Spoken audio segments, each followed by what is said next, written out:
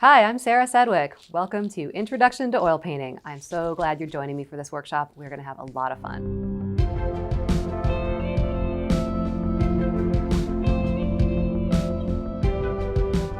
I wanted to become a painter, but I had a lot of trouble getting started after art school. And I really had this bad idea that to be worth anything, a painting had to be big. But it really was very daunting to me in my 20s, and I stopped painting for more years than I like to admit. After several years, I thought, okay, well, maybe this is over. Maybe it's not gonna happen and I'm not gonna be a painter. And it was really sad. And what happened then was I got into daily painting.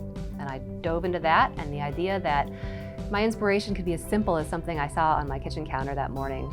And I could paint small, and tomorrow would be a new day, and I'd just make another painting. If today didn't work out, okay. It was so freeing. And so that was a huge lesson, because learning to let go of preciousness is a huge part of my personal goals and also my mission as a teacher.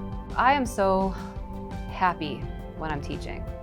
And the real gift of it for me is being able to share a path back to painting, or maybe to painting for the first time, with people who've gotten away from it, with people who are having trouble starting off on that road to their dream. Because I still remember so clearly how I felt when I was so afraid and I was so blocked and I just couldn't get started. And so a lot of the things we're going to do in this workshop, this really simple kind of step-by-step palette mixing with 3 colors in white, the core of what I'm about is the fundamentals of creating 3-dimensional form on a 2-dimensional surface.